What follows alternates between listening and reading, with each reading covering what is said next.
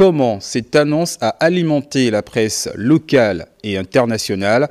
Cabrel Guillain-Lemami nous en dit davantage. Bonsoir Cabrel. Bonsoir à tous.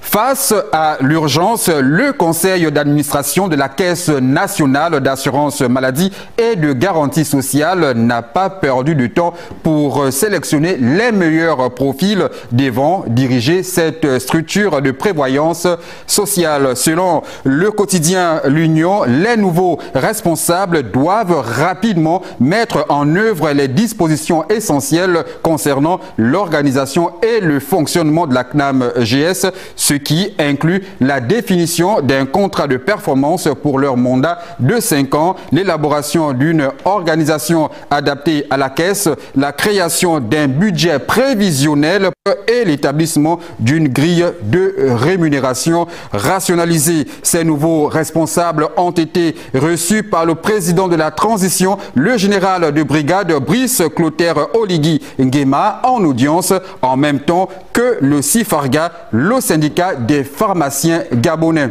Selon nos confrères de Gabon 24, à l'issue de cette rencontre, le CIFARGA a annoncé dans un communiqué la reprise des prestations CNAM-GS dans les officines. Le journal L'Union souligne par ailleurs que les assurés CNAM-GS peuvent bénéficier de nouveau de la dispensation des médicaments. Pour Gabon Matin, la décision prise un réel soulagement pour les assurés. Le journal précise que la grève des pharmaciens du Gabon, même si elle aura été de courte durée, devrait néanmoins amener les parties prenantes, notamment les autorités, à régler une fois pour toutes cette situation. Gabon Matin évoque par ailleurs le réseau pour la protection des consommateurs du Gabon qui trouve que cette situation est inacceptable. Selon cette organisation, la dette des pharmaciens découle